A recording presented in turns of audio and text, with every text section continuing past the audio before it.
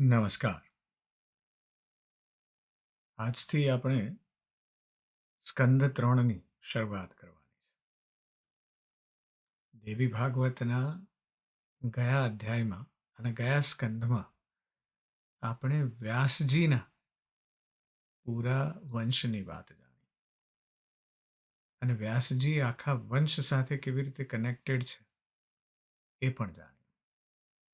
મહાભારતની કથા જાણી, કુંતીના ચરિત્રની વાત કરી, પાંડવોના, પરીક્ષિતના અને છેલ્લે જન્મેજયના ચરિત્રની વાત કરી. પરીક્ષિત રાજાએ અઘોર કર્મ કર્યું છે અને એનો એમને તક્ષક નાગ દ્વારા જે શ્રાપ મળ્યો બ્રાહ્મણનો, એનાથી પરીક્ષિત રાજાનું મૃત્યુ થયું છે. જન્મેજયને એ વાતની ખબર નથી. બાળ રાજા બન્યો છે અને પછી રાજપાટ ચલાવી રહ્યો છે. આ પ્રકારે જ્યારે થઈ રહ્યું છે ત્યારે ઉત્તંક મુનિ, એમને પણ તક્ષક નાગ સાથે વેર છે અને એટલે ઉત્તંક મુનિ આવ્યા છે ત્યાં જન્મેજય પાસે અને જન્મેજયને કહ્યું કે તારા પિતાનું મૃત્યુનું કારણ પણ તક્ષક નાગ હતો અને એટલા માટે તારે સર્પસત્ર, સર્પોને મારી નાખવાનો યજ્ઞ કરવો જોઈએ. આ તરફ સર્પસત્ર આદર્યો છે એટલે સર્પોનું મૃત્યુ થવું નિશ્ચિત છે અને એ સમયે આસ્તિક મુનિ ત્યાં આવ્યા છે. જન્મેજયને કહે છે કે આ યજ્ઞ બંધ કરો અને ત્યારબાદ આપણે આસ્તિક મુનિની કથા સાંભળી અને આસ્તિક મુનિની કથા સાંભળીને વ્યાસજી આપણને સમજાવે છે કે સર્વ ધર્મ સમભાવ અને સર્વ પ્રાણી સમભાવ બહુ જરૂરી છે. અને જન્મેજયને એટલે બધા પ્રશ્ન થયા છે અને એ પ્રશ્નથી આજે આપણે આ અધ્યાયની શરૂઆત કરવી છે. આ પ્રશ્નો માણસને કેમ થાય ને ક્યારે થાય એ પણ સમજવું છે. એટલે આ એક દ્રષ્ટિએ આધ્યાત્મ તરફના પગલાંની દ્રષ્ટિનો અધ્યાય છે અને એના વિશે આજે આપણે જાણવું છે. જન્મેજય વ્યાસજીને પૂછ્યું છે આસ્તિક મુનિ કોણ છે અને વ્યાસજી અને આખી આસ્તિક મુનિની કથા કહી છે. અને ત્યારબાદ જન્મેજય કહે છે કે હે ભગવાન, આપે જે પૂર્વે દેવી યજ્ઞ કરવા કહ્યું તે દેવી અંબા કોણ છે? ક્યાંથી, કેમ અને કયા પ્રકારે અને શું ગુણ ધરાવે છે? તે દેવી કેવી રીતે પ્રગટી છે? તેનો યજ્ઞ કેવો છે? તેનું શું સ્વરૂપ છે? હે દયાનિધિ, વિધિપૂર્વક તેનું વિધાન શું છે? ઇત્યાદિ વિસ્તાર કહો. મારા પૂછવા મુજબ બ્રહ્માંડની પણ ઉત્પત્તિ વિસ્તારથી કહો. હે મુનીશ્વર, આ સઘળું તમે જાણો છો. બ્રહ્મા, વિષ્ણુ અને મહેશ એમ ત્રણ દેવો ક્રમપૂર્વક સૃષ્ટિનું સર્જન, પાલન અને સંહાર કરનારા છે એવું મેં સાંભળ્યું છે. ને તે દેવતાઓ સગુણ છે. હે વ્યાસજી, કહો કે તે દેવો સ્વતંત્ર છે કે પરતંત્ર છે? આ કથા સાંભળવાની મને ઈચ્છા છે. તે દેવો મૃત્યુધર્મવાળા છે કે સચ્ચિદાનંદ સ્વરૂપવાળા છે? આધિદૈવિક, આધિભૌતિક અને આધ્યાત્મિક ત્રણ દુઃખોથી એ દેવો યુક્ત છે કે અયુક્ત છે? તે મહાબળવાન સુરેન્દ્રાદિ કાળને વશીભૂત છે કે નહીં? તેઓ કેવા છે ને કોનાથી પ્રગટ થયા છે? આ તમે મને કહો. તેઓ હર્ષ, શોક, નિદ્રા આલસ્યથી યુક્ત છે કે અયુક્ત છે? હે મુનિ, તેઓના શરીર 7 ધાતુવાળા છે કે નહીં? કયા દ્રવ્ય, ઇન્દ્રિય અને ગુણોથી તેઓ પ્રગટ્યા છે? તેઓના ભોગને આયુષ્યનું શું પ્રમાણ છે? તેઓના નિવાસસ્થાનો ને વિભૂતિ કહો. હે બ્રહ્મન, આ બધું વિસ્તારથી સાંભળવાની મને ઈચ્છા છે. એટલે જન્મે જય જે છે એને આ બધા પ્રશ્ન થયા છે. અને પ્રશ્ન કેમ થયા છે? કારણ કે સર્વપ્રથમ અત્યાર સુધી તો એણે રાજસી વૃત્તિઓ જ કરી છે. એક રાજા તરીકે એણે પોતાનું રાજકર્મ કર્યું છે. અને આ તરફ જ્યારે એણે સર્પસત્રનું આયોજન કર્યું ઉત્તંક મુનિના કહેવાથી, અને ત્યારબાદ એ સર્પસત્રનું આયોજન થયું, અને પછી એ જ્યારે આસ્તિક મુનિને મળ્યો છે ત્યારે એની અંદર એક ચેતના જાગી છે. એને થયું છે કે કંઈક જુદું છે, આ રાજકર્મથી ઉપર કંઈક છે. અને એટલે એને હવે એ બધી શંકાઓ જે જાગી છે, જે બધા પ્રશ્નો જાગ્યા છે, એ પ્રશ્નોના નિવારણ માટે એ હવે વ્યાસજી પાસે બેઠો છે. હવે એણે પોતાના આધ્યાત્મ તરફ જવાની શરૂઆત કરી છે. અને એટલા માટે એ અહીંયા ધર્મ, જીવનના ઉદ્દેશ અને ભગવાનની કૃપાથી શ્રેષ્ઠ પુરુષાર્થ પ્રાપ્ત કરવા માટેના ઉપાયો તરફ ચર્ચા કરી રહ્યો છે, પ્રશ્નો કરી રહ્યો છે. અને આ સંવાદ આપણા માટે એટલા માટે મહત્વનો છે કારણ કે એ ભગવાનની જે મહિમા છે, તેમના સર્જન, પાલન અને વિનાશના જે તત્વો છે, એના પ્રશ્નો છે. એટલે આપણી અંદર જ્યારે ધર્મ અને આધ્યાત્મ તરફની ગતિ ચાલુ થાય ને, ત્યારે આપણે આ પ્રકારના પ્રશ્નો ઉદ્ભવવાનું ચાલુ થાય. કારણ કે વ્યાસજીએ જન્મેજયને કહ્યું છે કે દેવી યજ્ઞ કરો. પણ એનો પ્રશ્ન એ છે કે આ દેવી છે કોણ? અને તમે મને પહેલા કહ્યું હતું કે આ બ્રહ્માંડ 3 દેવોથી, બ્રહ્મા જે સર્જનહાર છે, વિષ્ણુ જે પાલનહાર છે, અને શંકર જે સંહારક છે, એના વિશે સાંભળ્યું છે. પણ એમનું રૂપ શું છે? એ કેવી રીતે રહે છે? એ દુઃખોથી યુક્ત છે કે અયુક્ત છે? એમને દુઃખ થાય છે કે નહીં? એ સચ્ચિદાનંદ છે કે નહીં? એ સ્વતંત્ર છે કે પરતંત્ર છે? કારણ કે આપણે જ્યારે કોઈને પણ ભજવાની શરૂઆત કરીએ ત્યારે પ્રથમ વાક્ય જ આ છે કે આ વ્યક્તિ મારાથી ઉપર છે. અને જો એ ઉપર હોય તો એ કેટલે સુધી ઉપર છે? કારણ કે આપણે આપણા આધ્યાત્મિક જીવનની શરૂઆત કરીએ ત્યારે આપણાથી કોઈ ઉપર જોઈએ છે, પણ શું એને ગુરુ સમજી લેવા? કારણ કે જો એ ગુરુ જ પોતે અટકી ગયેલા હોય એક જગ્યાએ, તો આપણે ક્યાંથી આગળ જઈશું? અને બીજી વાત એ છે કે કહે છે કે મારે બ્રહ્માંડની ઉત્પત્તિ સમજવી છે.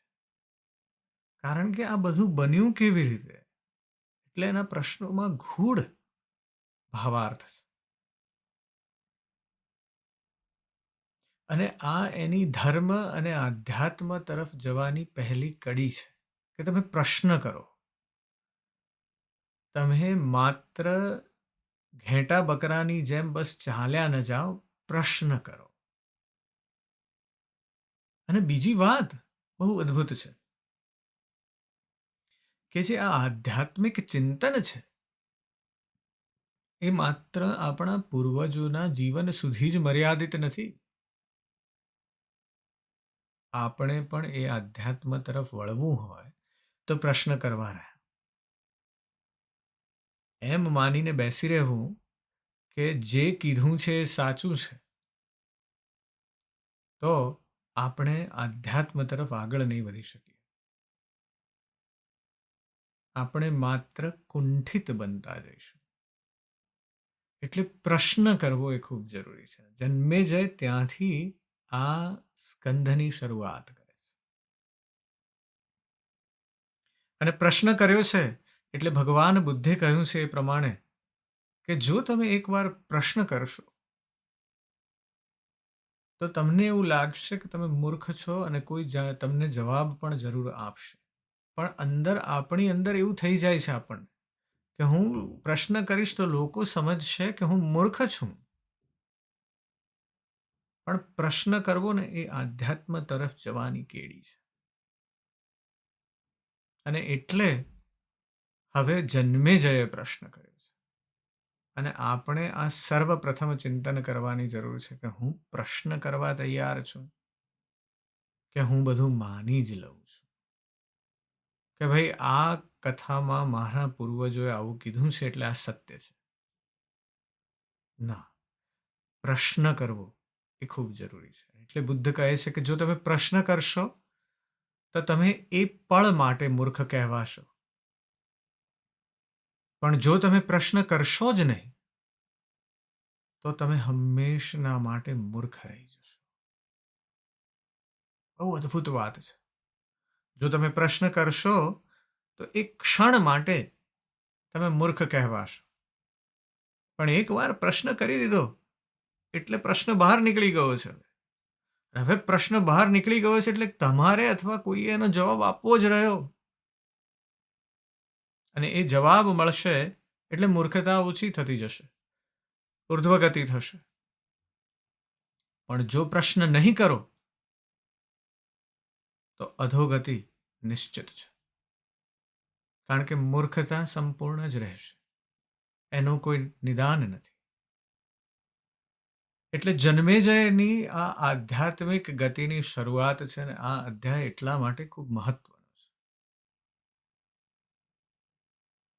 અને એના જવાબમાં વ્યાસમુનિ કહે છે કે હે રાજન, આપે આ ગહન પ્રશ્ન કર્યો છે કે બ્રહ્માદિની ઉત્પત્તિ કેવી રીતે થઈ છે. અને વ્યાસજી પોતે કહે છે કે મને ખબર નહોતી. એ કહે છે કે આ વાત પૂર્વે મેં નારદજીને પૂછી હતી. પ્રશ્ન થયો તો જવાબ મળ્યો છે. એટલા માટે પ્રશ્ન પૂછવા ખૂબ જરૂરી છે. એટલે વ્યાસજી કહે છે કે હે રાજન, મેં જ્યારે નારદજીને આ પ્રશ્ન પૂછ્યો ને નારદજીએ જે ઉત્તર દીધા તે આપ સાંભળો. વ્યાસજી કહે છે કે કોઈ સમયે હું ગંગા કિનારે રહ્યો હતો. ત્યારે મેં શાંત, સર્વજ્ઞ, વેદ જ્ઞાતા નારદ મુનિને દીઠા હતા. તેમના દર્શનથી પ્રસન્ન થઈ મેં તેમના ચરણમાં પ્રણામ કર્યા ને એમની આજ્ઞા લઈ તેમની પાસે ઉત્તમ આસન પર હું બેઠો. સૂક્ષ્મ ઘાટવાળા ગંગાના કાંઠા પર બિરાજેલા તે નારદ મુનીશ્વરને કુશળ પૂછી મેં કેટલીક વાતો પૂછી. હે મુનિ, આ વિશાળ બ્રહ્માંડનું કોણ કરતા છે તે આપ યથા યોગ્ય મને કહો. હે મુનિશ્રેષ્ઠ, આ બ્રહ્માંડ પેદા થયું છે ને તે નિત્ય છે કે અનિત્ય છે તે આપ કહો. એટલે અત્યારના આપણા ફિઝિક્સમાં જે ચર્ચાઓ ચાલી રહી છે કે બિગ બેંગ થિયરી સાચી છે કે સ્ટેડી સ્ટેટ થિયરી સાચી છે, અને એ ઘટનાના એના પ્રશ્નો તો આપણા પૂર્વજોએ પણ પૂછ્યા છે અને આપણે પણ પૂછવા એટલા જ જરૂરી છે. કારણ કે હજી આપણને જવાબ મળ્યા નથી, પણ આપણે એ જવાબથી નજીક જરૂર જઈ રહ્યા છીએ. અને આ જે જવાબ છે જે નારદજી આપવાના છે એ આપણા પૂર્વજોનો જવાબ છે. એ જવાબ સાચો છે કે નહીં એના વિશે પણ પ્રશ્ન કરવો એ આપણી ફરજ છે. અને એટલે વ્યાસજી કહે છે કે આ બ્રહ્માંડનો કર્તા એક છે કે અનેક છે, અને કર્તા વિના કાર્ય થાય નહીં એવો વિરોધ વિદિત થાય છે. હે નારદજી, આ પ્રકારના સંશયોમાં ડૂબી ગયેલા અને વિકલ્પોને કરનારાને મને આપ હવે આ તારો પ્રલયોત્પત્તિ રહિત મહાદેવ પરમ કર્તા છે એમ કોઈ કહે છે? આ આત્મારામ સુરેશ ત્રિગુણાત્મક નિર્મળ હર છે અને નિત્ય સંસારના તારકને સૃષ્ટિની સ્થિતિ તથા અંત કરનારા છે. કોઈ સઘળાના ઈશ્વર વિષ્ણુ જ છે એમ કહે છે. તે પરમાત્મા વિષ્ણુ સંપૂર્ણ શોકથી રહિત અને અવ્યક્ત છે. મુક્તિ દેનારા છે. શાંત, સહુના આદિરૂપ, સર્વોના મુખ, વ્યાપક, વિશ્વના શરણરૂપ ને અનાદિ નિધન હરિ છે. આ બાજુ કેટલાક કહે છે કે બ્રહ્મા જ સૃષ્ટિનું પરમ કારણ છે ને તે જ બ્રહ્મા સર્વવેતા, સર્વભૂત પ્રવર્તક, ચતુર્મુખ, સુખોના અધિપતિરૂપ, કમલભૂ અને વિભુ છે. તે બ્રહ્મા સર્વે લોકોને ઉત્પન્ન કરે છે ને સત્યલોક તેમનું નિવાસ સ્થાન છે. બીજા કેટલાક વેદવાદી પુરુષો સૂર્યને સૃષ્ટિનું કારણ માને છે અને સાંજે સવારે તેઓ સૂર્યદેવની સાવધાન મનથી સ્તુતિ કરે છે. સહસ્ત્રાક્ષ દેવ દેવ ઇન્દ્ર સર્વના સ્વામી છે એમ કેટલાક શતઋતુ ઇન્દ્રનું યજ્ઞમાં યજન કરે છે. તે યજ્ઞાધીશ, સુરાધીશ, ત્રિલોકપતિ, શચીપતિ, યજ્ઞભોક્તા, સૌમયા ઇન્દ્રદેવ સોમપાન કરનારાઓના પ્રિય છે ને મહાદેવતા છે. કોઈ વરુણ, સોમ, અગ્નિ, પવન, યમ, કુબેર, ધનદાતા તથા ગણેશને મુખ્ય દેવ તરીકે ક્રમપૂર્વક માને છે. કેટલાક સકળ કાર્યોની સિદ્ધિ કરનારા સ્મરણ માત્રથી અનુગામી કામદાયક ગણેશ અને ગજવદન એવા કામગ સ્મરણ પરમ દેવતા માને છે. વ્યાસ મુનિએ નારદજીને બહુ અદ્ભુત વાત કરી છે અને આપણી વાત પણ છે. વ્યાસ મુનિ કહે છે નારદજીને કે તુંડે તુંડે મતિ ભિન્ન એવી વાત થઈ છે. કેટલાક લોકો વિષ્ણુને, કેટલાક લોકો શિવજીને, કેટલાક લોકો બ્રહ્માજીને, ગણેશજીને, ઇન્દ્રદેવને પરમ દેવતા માને છે. અને આ એક બહુ સુંદર વાત છે કે આપણો જે ધર્મ છે એક ફિલોસોફી છે અને દેખાડે છે કે તમે જેના દ્વારા ઉર્ધ્વગતિ પામવા માંગતા હો એનો કોઈ વાંધો જ નથી. તમારે જેમ આગળ વધવું એમ વધો, પણ સંપૂર્ણ તરફ એના તરફ વધો. અને વ્યાસ મુનિએ આ જે ઇન્દ્રદેવને પ્રશ્ન કર્યા છે એ આધ્યાત્મની એક ઉચ્ચ કેડીના પ્રશ્ન છે. જન્મેજયના પ્રશ્ન એવા છે કે હું કોને ભજું. વ્યાસ મુનિ એની વધારે છણાવટ કરે છે. અને આ પ્રશ્નો જે છે એ ખરેખર જીવનના 3 મુખ્ય તત્વ જે છે સર્જન, પાલન અને વિનાશ એ ભગવાનના આત્માથી કેવી રીતે જોડાયા છે એની વાત છે. એટલે આ જ પ્રશ્નો છે એ આપણે ત્યારે જ પૂછીએ છીએ જ્યારે આફત આવે છે. આફતના દિવસો આવે એટલે આપણને ભગવાન તરત યાદ આવે છે. અહીંયા વાત એવી છે કે ભગવાનને સતત યાદ કરવાના છે. પેલું બહુ સુંદર ભજન છે કે સુખ મેં સુમિરન ના કિયા દુઃખ મેં કરતા યાદ રહે. સુદાસજીનું ભજન છે. એ કહે છે કે ભગવાન ત્યારે તમારી ફરિયાદ કેમ સાંભળે? સુખમાં તો યાદ કરતા નથી ને દુઃખમાં યાદ કરવા આવો છો. એટલે મહર્ષિ વ્યાસજી જે કહે છે એ વિશ્વના બંધારણનો જે શાસ્ત્રીય દ્રષ્ટિકોણ છે એની વાત કરે છે. એ કહે છે કે સર્જન જે છે એ ક્યાં છે, કેમ છે, કેવી રીતે થયું, નવું જીવન કેવી રીતે શરૂ થયું. પાલન છે કે જીવનને સુઘડ બનાવવાની જે ક્રિયા છે એ કેવી રીતે થઈ અને આનો વિનાશ અંત કેવી રીતે થશે. અને આપણે શું થાય છે કે આપણે જે અવસ્થામાં હોઈએ છીએ એ અવસ્થા પ્રમાણે દૈવિક દ્રષ્ટિ તરફ આપણી નજર જાય છે. આપણે સ્ટેબલ નથી. જેમ કે સર્જનની વાત થઈ કે ભાઈ કોઈ વિદ્યાર્થી નવું શાળાનું વર્ષ થાય એટલે એક રીતે ઘણી આશાઓ સાથે પ્રવાસ કરે પણ એ વખતે સરસ્વતીનું યાદ કરે અને પછી એ પહેલા દિવસે પેલા ચાંદલા કરી દીધા પછી બધું ગયું. પેલું ક્યાંક ચાલવા નીકળ્યા હોય વસંત ઋતુમાં અને નવી નવી કળીઓ ફૂટી હોય તો એ જોઈને આપણને વાવ થઈ જાય અને પછી પછી તેલ લેવા. અને આ જ રીતે આપણે જ્યારે પણ કંઈ નવું સર્જન જોઈએ છે ત્યારે એક ક્ષણ માટે જ એ સર્જન જોઈએ છે. એ જ રીતે જે પાલન કરતા લોકો છે એ પણ એક જુદા જ દેવને ધન તરફ પાલન કરતા લોકો છે, માં લક્ષ્મી કે કુબેરજીનું ધ્યાન કરે છે.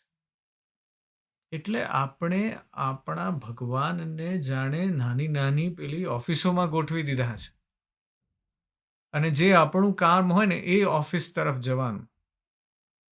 આ આધ્યાત્મ નથી, આ તો ટ્રાન્ઝેક્શન છે. લેણ દેણની વાત થઈ. અને એવી જ રીતે શરદ ઋતુ આવી હોય ને બધા પાંદડા ખરવા માંડે અને એ જોઈને આપણને આમ બહુ મજા આવી જાય પણ આધ્યાત્મ તરફનો વિચાર નથી થતો. અને એ વાત અહીંયા વ્યાસજી કરી રહ્યા છે. વ્યાસજી નારદજીને કહે છે કે કોઈ આચાર્ય ભવાનીને જ સકળ અર્થોના આપનારી માને છે ને કહે છે કે જે ભવાની આદિ માયા છે, પ્રકૃતિ પુરુષમાં રહેલી તે મહાશક્તિ છે. પહેલા વ્યાસજીએ બધા ભગવાનોની વાત કરી છે, પુરુષ ભગવાન, અને હવે એ મહાશક્તિની વાત કરી રહ્યા છે. એ કહે છે કે બ્રહ્મની સાથે તાદાતમ્ય પામીને સૃષ્ટિની સ્થિતિ નાશ કરનારી છે. પ્રાણી માત્રની તથા દેવતાઓની માતા છે. અનાદિ નિધન ને પરિપૂર્ણ છે. સર્વ જંતુઓમાં બાહ્ય, સર્વ લોકોની ઈશ્વરી, નિર્ગુણા, સગુણા ને કલ્યાણ રૂપિણી છે. વૈષ્ણવી, શાંકરી, બ્રાહ્મી, વાસવી, વારુણી, વારાહી, નારસિંહ, મહાલક્ષ્મી, વેદમાતા. સંસાર સાગરને તરવા વાસ્તે દ્રઢતા રૂપ, સકળ દુઃખ વિનાશિની, સ્મરણ માત્રથી સકળ કામનાઓને પૂર્ણ કરનારી, મુમુક્ષુઓની મુક્તિદાતા, ત્રિગુણાતીત ને ગુણોનો વિસ્તાર કરનારી એવી આ નિર્ગુણા સગુણા ભગવતીનું ફળ કામનાવાળા પુરુષો ધ્યાન કરે છે. અને બહુ ઉમદા વાત કરી છે વ્યાસજીએ નારદજીને પ્રશ્ન પૂછવા માટે કે જુદા જુદા ભગવાનોની પણ વ્યક્તિઓ આરાધના કરે છે અને આ એક દેવી આ જે શક્તિ છે એની પણ કોઈ આરાધના કરે છે. અને એ શક્તિ વિષ્ણુ સાથે વૈષ્ણવી, શંકર સાથે શાંકરી, બ્રહ્મ સાથે બ્રાહ્મી અને એ પ્રમાણે દરેક દેવતાઓ સાથે જોડાયેલી છે. આ એક શક્તિ છે જે બધાની સાથે જોડાયેલી છે, ત્રિગુણાતીત છે, નિર્ગુણા છે અને સગુણા પણ છે. વ્યાસજી કહે છે કે કોઈ નિરંજન, નિરાકાર, નિર્લેપ, નિગુણ, અરૂપ અને વ્યાપક બ્રહ્મને જ સકળના કરતા રૂપે માને છે. ને કોઈ કહે છે કે ઉપનિષદમાં કહેલું તે જ રૂપ છે, તે જ પરમ કારણ છે.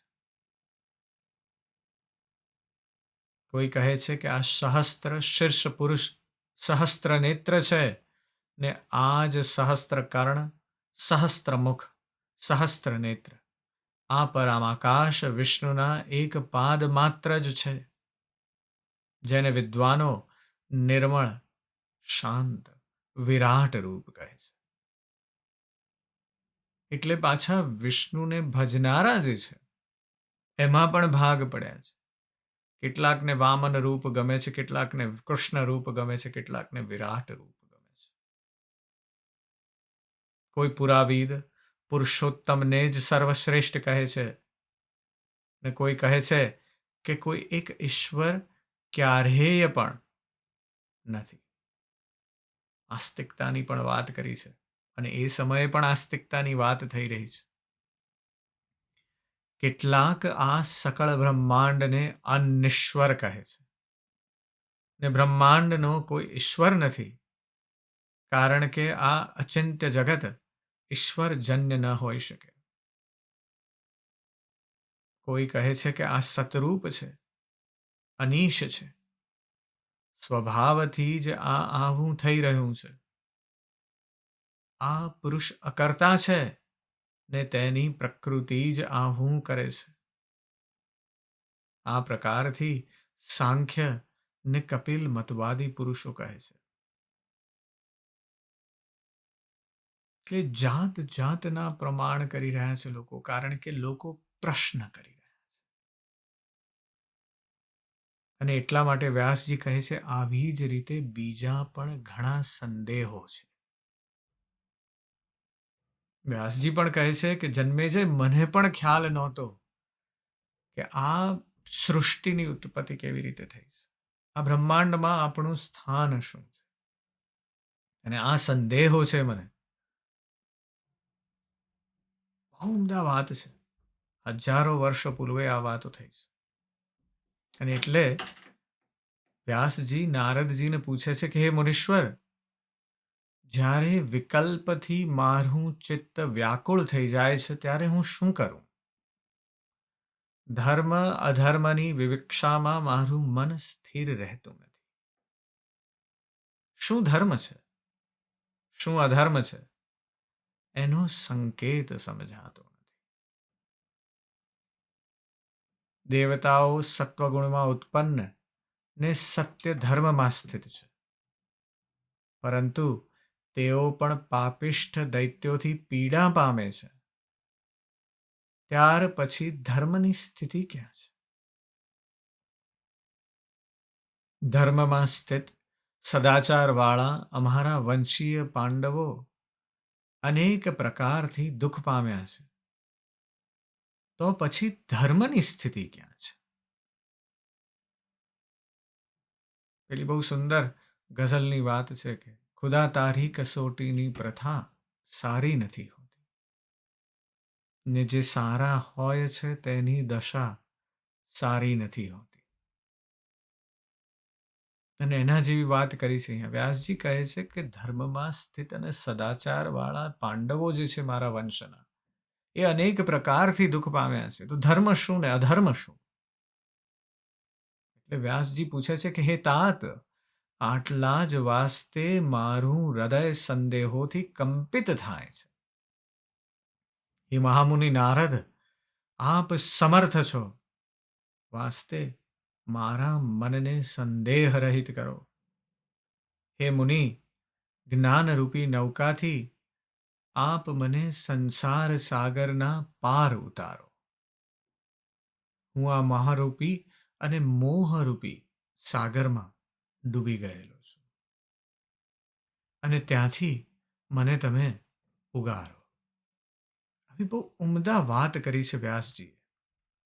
વ્યાસજી કહી રહ્યા છે કે હું ડૂબી રહ્યો છું કારણ કે પ્રશ્નો આવા થયા છે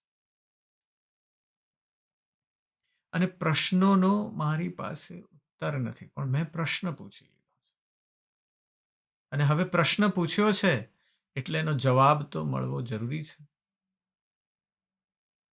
પણ પ્રશ્ન પૂછવો પણ એટલો જ જરૂરી છે. અને આ પ્રશ્નો જ્યારે આપણે પૂછવાના ચાલુ કરીએ ત્યારે જ આપણી આધ્યાત્મ તરફની ગતિ ચાલુ થશે. જન્મેજયની ગતિ ચાલુ થઈ છે. વ્યાસજીએ પોતે નારદજીને પ્રશ્ન પૂછ્યા છે. અને આ જ રીતે આપણે પણ પ્રશ્નોથી આઘા જવું નથી, પ્રશ્નોથી નજીક જવું છે. અને જ્યારે આધ્યાત્મના પ્રશ્નો આપણે પૂછીશું ત્યારે જ આપણને નવા જવાબ મળશે. અને નવા જવાબ છે એ આપણા જવાબ છે. કારણ કે બીજાની કેડીએ ચાલવાથી તમે તમારી પોતાની આધ્યાત્મની ગતિ નહીં પામી શકો. આધ્યાત્મની ગતિ એ દરેકની પોતાની ગતિ છે. અને એટલા માટે જ્ઞાન મેળવવું, એ તરફ પ્રેમ દેખાડવો, એ તરફ સંપૂર્ણતા દેખાડવી, નિષ્ઠા દેખાડવી. અને એ જ કરીશું તો આપણને ભગવાન નવી દિશામાં આગળ લઈ જશે. અને જ્યારે આપણે આગળ જઈશું ત્યારે આપણી પોતાની આધ્યાત્મની ગતિ જોઈ બીજા પણ જોડાશે. અને એ પણ એમની આધ્યાત્મની ગતિ તરફ જશે. એટલે આજથી આપણે એ ચિંતન કરીએ કે હું કયા અને કેવા પ્રશ્નો કરી રહ્યો છું. અને એ પ્રશ્નો કરવા કેમ જરૂરી છે એની કથા આજે આપણે સાંભળી. આધ્યાત્મ તરફના પ્રશ્નો આપના આજથી ખૂબ આગળ વધે એવી શુભકામનાઓ સાથે હું આપની અંદર બેઠેલા તે પરમ તત્વને પ્રણામ કરું છું. નમસ્કાર.